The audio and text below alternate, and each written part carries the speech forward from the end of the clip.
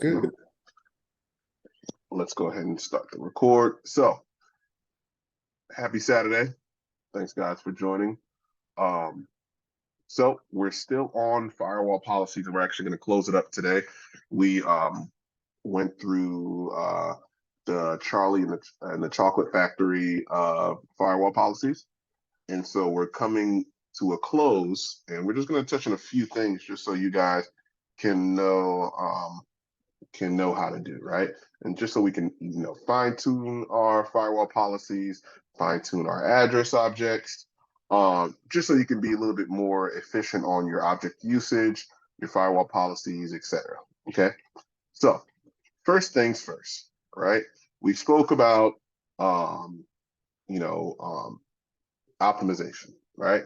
And so what do I mean by that, right? So there's, we see, we have one value for different things, right? We have one value for the source, one value for the destination, right? We have a few things, but one value for service, right? But what if we did this? And I want you to just keep up with me here, right? What if we just did that, right? Okay. All right. And so what I'm doing is the service that I'm allowing for these firewall policies are pings. Okay. So let's go ahead and let's go back to our topology and let's turn on those PCs, Nikidia's and Don's PC. Okay. Bring that bad boy over here. Typically, when I turn off these PCs, they lose their IP configuration just because they are just dummy Linux boxes. That's all. All right. Okay. Turn on Don's PC.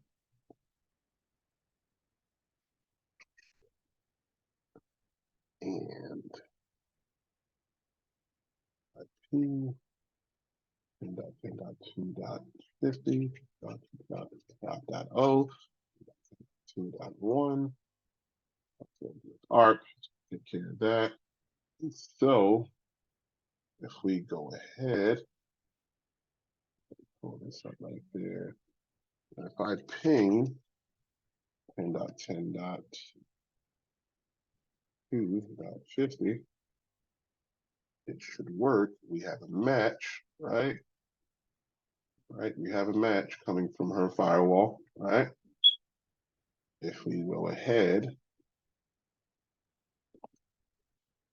right, take a look, right, we have matches, right? We have matches. But if we went ahead and said, right, because essentially what we're saying is all we're going to allow is just traffic to traffic from this subnet, right, this source to that destination, but only using the ping service, right? But what if I go ahead and say this, right? And I disable pings, right? Right.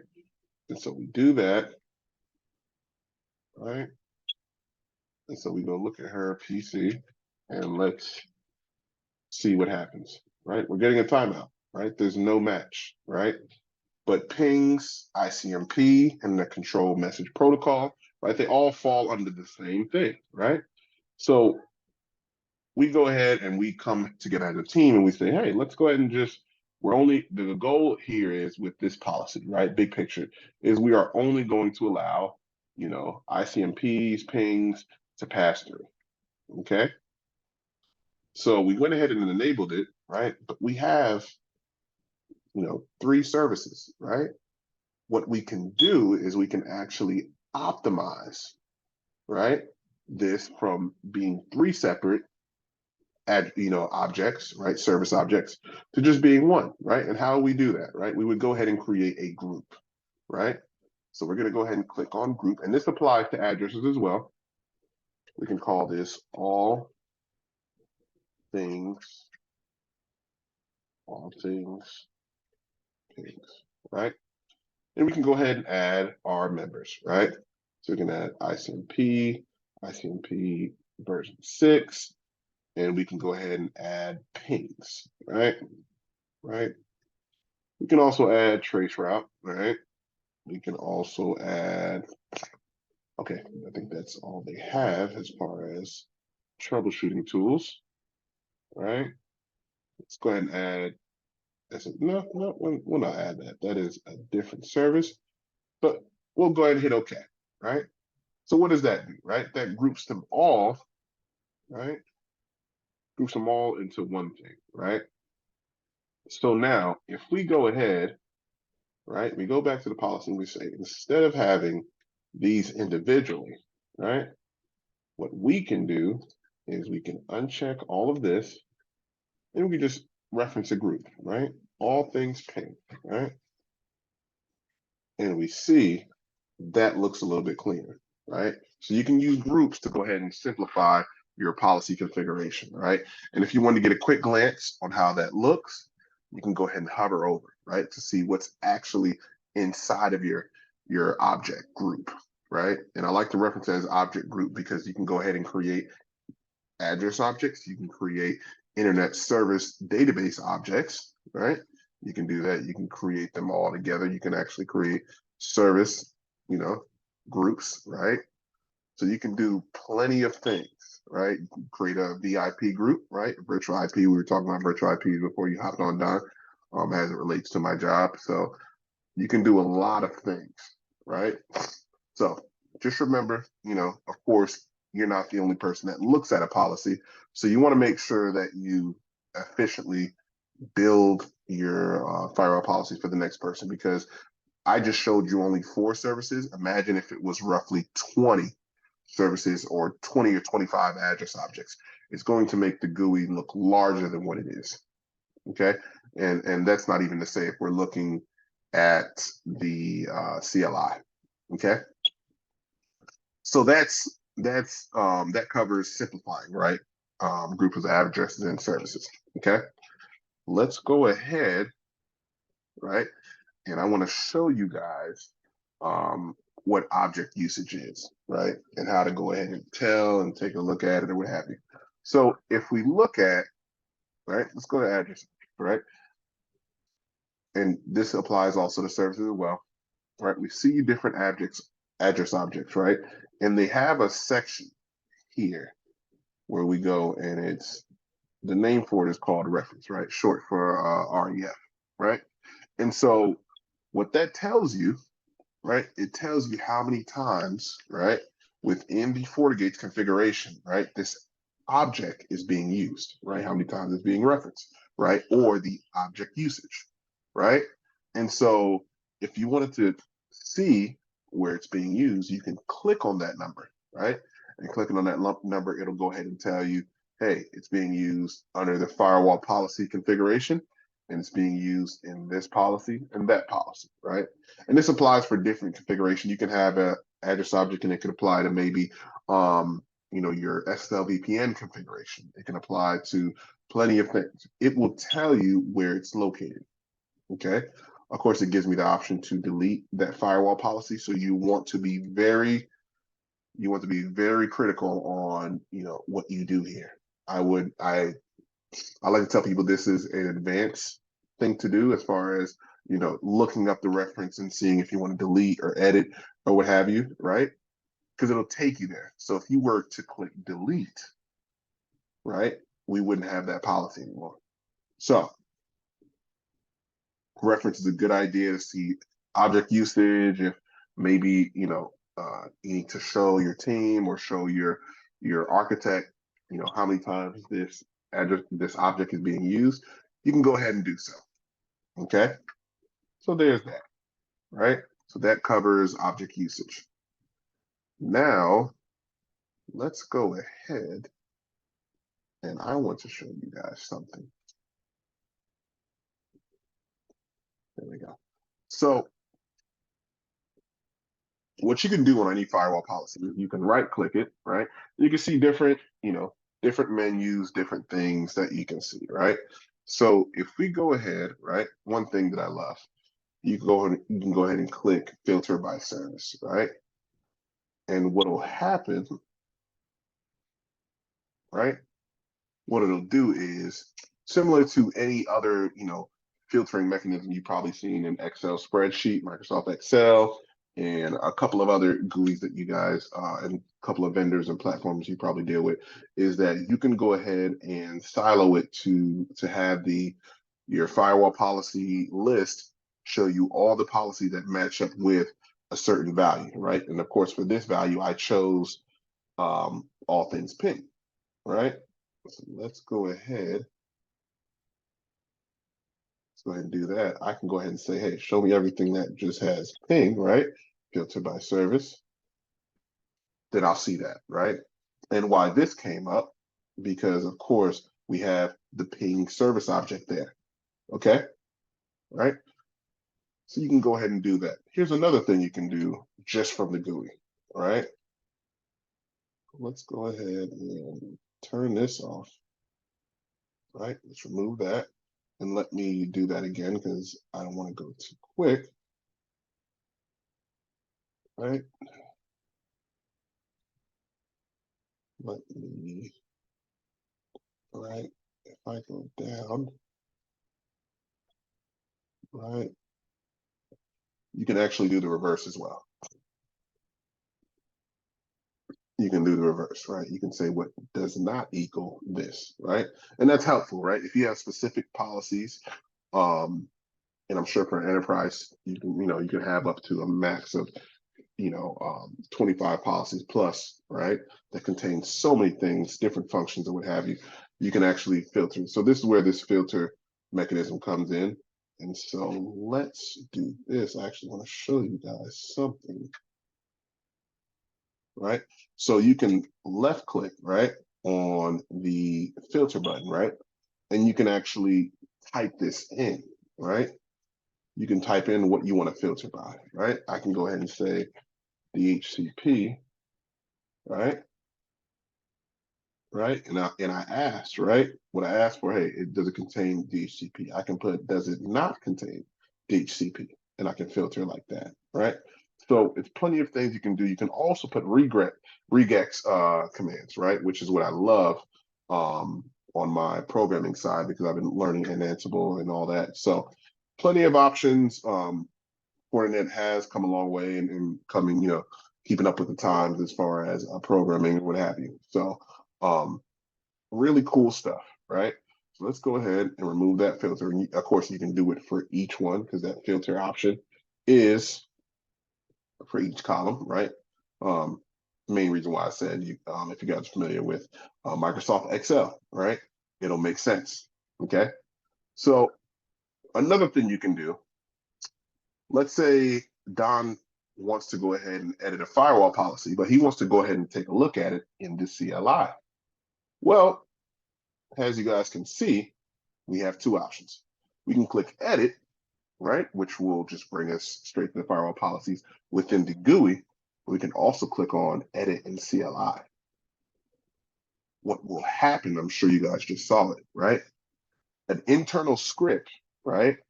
Internal command would happen.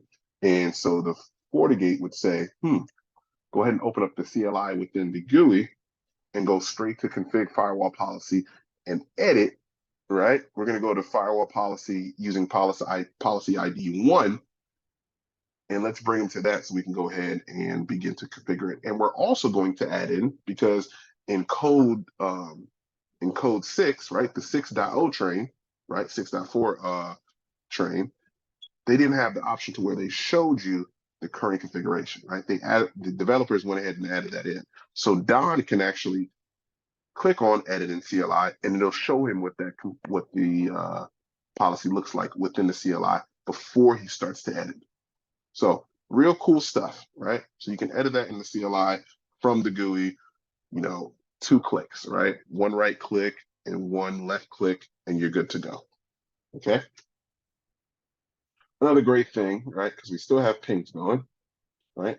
We still have pings going between Makivia's PC and Don's PC. What we can do, you can actually look up traffic, right, within the forward traffic option, right, under log and report, and see what traffic is matching, right, what's the hit count, right, for traffic that's matching this policy, right?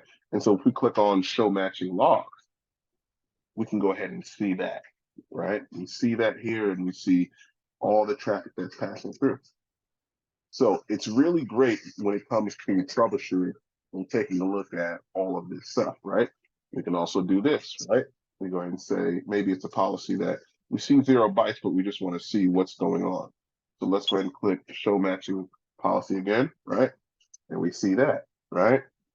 So very powerful stuff that I wanted to make sure that you guys saw, you understood, and you're able to understand how to relate to the exam and to real life. Okay. Last but not least, right? We still got 2 more things to go, but I wanted to show you one thing that I love is that as far as how we look at policies, right? If we go ahead, we first log in to the Fortigate, right? We get to the dashboard, right? And then we want to go ahead and navigate to Firewall Policy. Different trains within the 7.0 codes, right? They give you certain options, right? But there's one thing you guys need to understand is the difference between looking at the firewall policies in different views, right? And what do I mean by that? So you can either look at the policies by interface pair, right? And I know I went over this before, but I just want to review it again. You can look at it by interface pair, which will show you the policies that match the pair, or you can look at it, right, by sequence, right, in order, okay? Which of course, this is what I love because of course, this is how we know our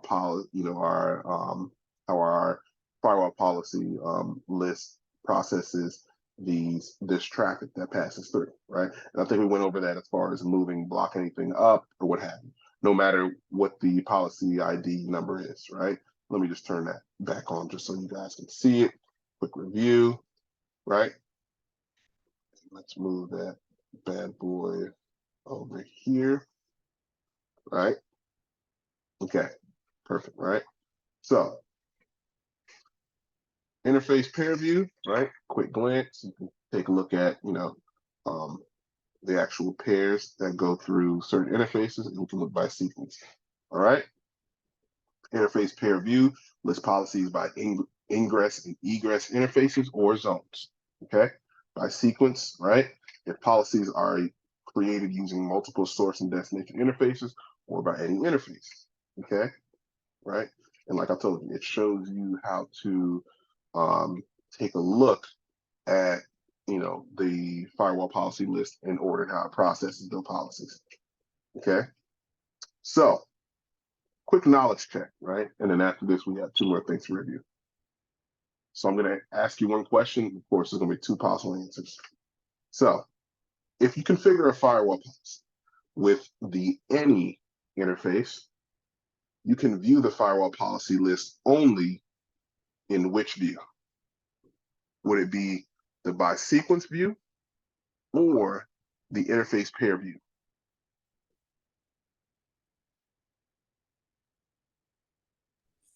Wait, you said if you can configure a policy with any?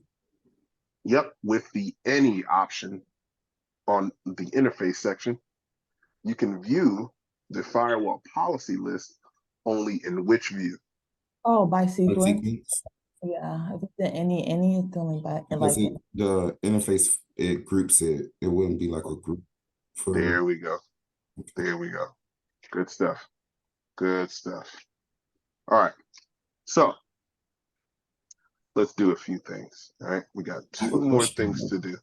Oh, ask a question, please. So I noticed something in the services, not to go over like all the services that's there because I see it's a lot, but like I noticed DHCP was there. Like when would I tie DHCP to the policy? Like because I've dealt with DHCP devices that got, they get the IP addresses, over like doing the DORA process and all that stuff. But I don't think I've added DHCP to that policy before. Mhm. So, like, or So, maybe I did. I don't know. so good question. Good question. So, um, told you guys, right, that and you guys know I love Star Wars. So, um, you guys are Padawans, right? And you guys are learning, right? And I'm gonna keep drilling it in your heads. You Mhm. guys are learning, right, how to use your lightsabers, when and when not to use it, right? Mhm. And you guys, I want you guys to grow into the mindset of, okay, I can absolutely use it anywhere, but when I use it depends on experience, application, and your thought process, right? Because in the future, you're going to be the person that's building this, right? And so your question was, Dave, when would I use this, right? Yeah. So whenever Don, potentially in the future becomes an architect, right? There may be a time, right? And I've seen it in, of course, my work environment is that you may just have a VM, right, or an appliance that's strictly just doing DHCP. It can do other things, but it's just doing DHCP. Maybe it's a Linux box that's that does IP address management, right, and it's doing DHCP, right. It can do other services, but you're not comfortable with its other services just Gotcha. yet. You understand? And so Mhm. what you can do is say, I trust in doing DHCP, right? Because that's not bad, right? You can go ahead and allow, right? And we want to remember in firewall policy, we want to be as granular as possible. You can say from this source, address object being that only um, appliance or host or VM, right? That's going to be acting as a DHCP server. You can say from this DHCP server to destination any, allow the DHCP service, right, to go ahead and pass through. Okay. Okay. Yeah. That's when you would do it, because what if, right, your your other teammate, right, your other network security engineer, Ikevia, she says, hey Don, I just seen a CVE, right, for this appliance or vendor that's saying maybe SNMP, right, SNMP is kind of wonky, right? And it'll bug out, or syslog will cause the box to crash, right? Mm. And Okay. so both of you guys, right, and your team of engineers can silo it and say, hey, Fortinet, Fortigate, whenever you see traffic, maybe we do have SNMP, SNMP and syslogs enabled on that device, but we're going to go ahead and drop that traffic. So we're only going to allow DHCP, right? And so when that traffic comes into the FortiGate, it's going to say, we don't have a match, right? Because remember what we went over, right? Mhm. Firewall policies are if-then statements, right? So it's going to look at if, let me go ahead and open that up, right? It's going to look at this entire if, right? Get Mhm. my pencil. It's going to look at your if section, okay?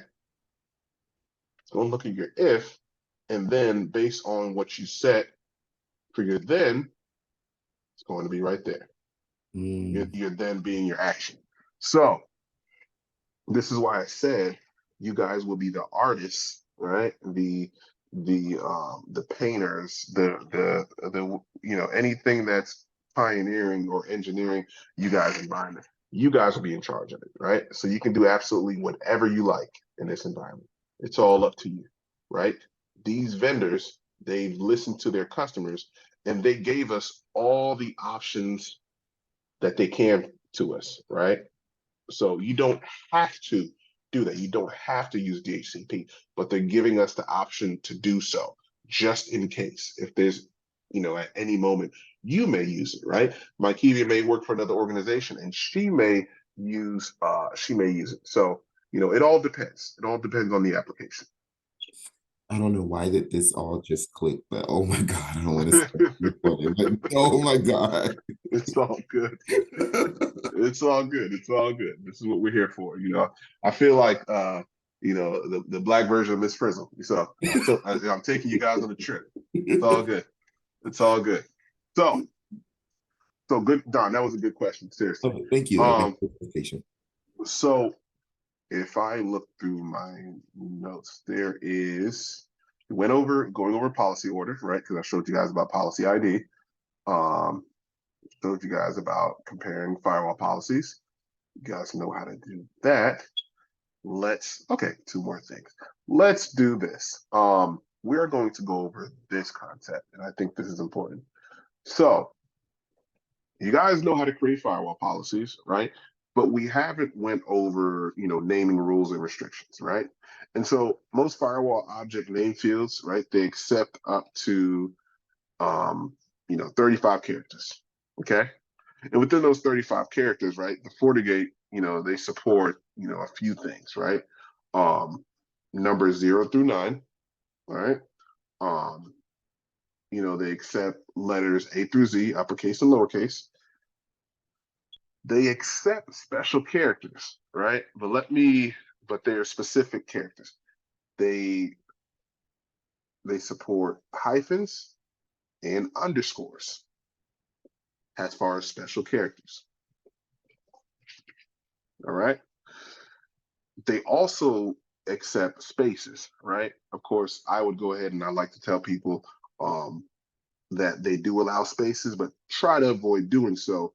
Just because if you ever had to edit anything within your CLI, kind of tough for the CLI to find. So avoid using spaces, but it is available to you. There are some special cases that are supported in, passwords, comments that are not supported within naming, okay? So let me show you, all right? If I go ahead and, Makivia sent me an assignment. She said, Dave, I need to create a firewall policy that allows traffic for our training environment for new employees that, that are new to the company that have to go to the training room to train, right? And I say training, and I say LAN, right? Right? Remember the supported characters that I just spoke about, right? So I'm using letters A through Z, uppercase and lowercase, that's accepted, right? But I'm using special characters that are not supported in naming, but they're supported in comments, right? Replacement messages and passwords, etc., right? You cannot put anything outside of a hyphen or underscore in naming, right? A firewall policy or an address object or a service object, etc., right? What I can do is do this, and that will work. I won't get that red bar, right? And what you'll see, if I leave, the FortiGate will say, hey, invalid characters, right? And you'll see what those invalid characters are, okay? But if I go ahead and go to comments, I can go ahead and put, right? Right? It will still have it, right? It all depends on the code. It all depends on, what you're typing. It all depends, but typically, just a rule of thumb, because of course, for the comment section, that's different per code. And of course, some special characters are accepted, but, right, rule of thumb, right? And I like to tell everybody, hyphen and underscore, whenever you're dealing with FortiGates, hyphen and underscore, okay? All right, does that make sense? Perfect. Yep. All right. Last but not least, right? We went over typically everything as it relates to firewall policies, but we need to go ahead and I need to show you guys how to work with policy lookup, right? So what I can do, right? I can go ahead and, because of course you see the search bar with the magnifying glass, and I can go ahead and search for, firewall policy based on name, ports, right, etc., right? I can do all that, right? But there's actually an option that says policy lookup, and you can actually be a little bit more granular and set a few parameters to look up firewall policy, right? The main thing is whenever you're using this tool, and I believe it was doing it in earlier code, is that doing a policy lookup does not generate traffic at all between, in and out. It doesn't create local in, traffic. It doesn't create traffic that's leaving the FortiGate. Policy lookup is just a function within the FortiGate. That's it. All right. And so some of the searches, right, that you can do, you can match the criteria that you see here, the incoming interface, the ingress interface. You can search by protocol, right? You can search by IP version. You can search by destination IP, right? You can search by fully qualified domain name, right? You can search by, you can search by protocol number, right? Not so much the name, but the protocol number, right? And so, what does this help you with? You can go ahead and take a look at, maybe there's 50 firewall policies, and you want to see, hey, what's all the traffic that's leaving maybe from port 17 and leaving out of port 18, right? Or that's coming in to port 17, right? And has a source of a certain subnet, right? And has a destination of a certain subnet. And it can do that, right? Let's test it out, right? Let's go ahead and do port 3, right? Because we still have my key via pinging, right? Still pinging, right? And we can say, right, IPv4, that's what we're using. We can do IPv6. We can, and of course the protocol, right? We have many things to select from, right? I'm gonna leave it at IP, but of course we can put ICMP, request, reply. We can do all of that, right? We can put the protocol number. I'm not gonna do that, right? We can do that. We can put all these things here, right? Let me go ahead and put, right, ICMP ping request, right? Because that's what we're doing now. We can go ahead and put 10.10.1.50, right? And I can go ahead and put 10.10.2.50, which is Don's PC. See what I mean? Right? But in that address object, does it have Don's actual specific IP address? It does not. See, the firewall is smart enough to actually, and it's doing a few things within this policy lookup, right? You're putting in, the source and the destination, right? And a few things. It's actually able to look in, a couple of areas, right? Your address object, it's looking in your routing table. It's doing all these things, and it's doing a simulation of, hey, if I had to patch traffic, where would it go? That's what the policy lookup is, right? And so it's doing all of that so that you understand, so if I had traffic leaving from this to that, this is where it would go to, right? And it's great for, reverse path, forwarding checks, right? Typically devices do it for us, right? But sometimes we configure things wrong. We make mistakes, right? And so RPF, it'll go ahead, if you understand the concept, you'll see that, I made a mistake, right? We can go ahead and verify, DNAT, right? Because DNAT is based on architecture, right? Along with configuration, right? We can, and DNAT being virtual IP, and of course, we'll go over that in the future, right? And just like we just saw, it's doing route lookup as well, right? It's resolving to that destination interface and letting us know what that destination interface is. So you can reverse engineer a lot of things for troubleshooting, right? And just for maintenance, right?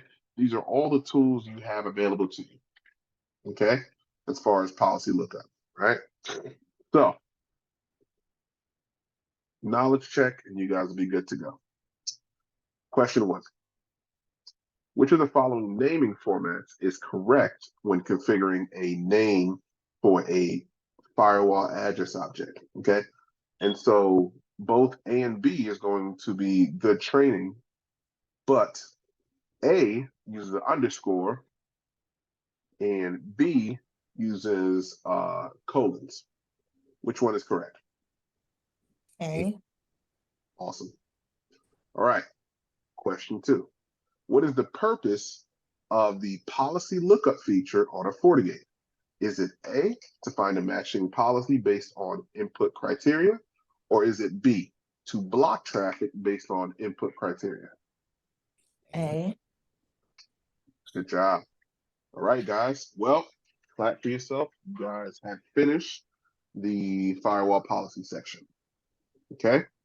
With that being said, our next section is going to be network address translation. It is a lengthy section, so we may take all week to do so, which is of course no problem, right? And it gets a little bit, a little bit easier after we get through section 4, which is of course NAT, and section 5, which is of course firewall authentication. We start to slow down with, logging and monitoring in section 6, which is only, three sections. Certificate operations, right? It gets lower if you guys are following me on the security guide. It's only 3 sections. So you guys will end this, end this soon. And of course, we'll keep going on and on and on and on until we get to the end. We get to section 12, which is SSL VPN. All right.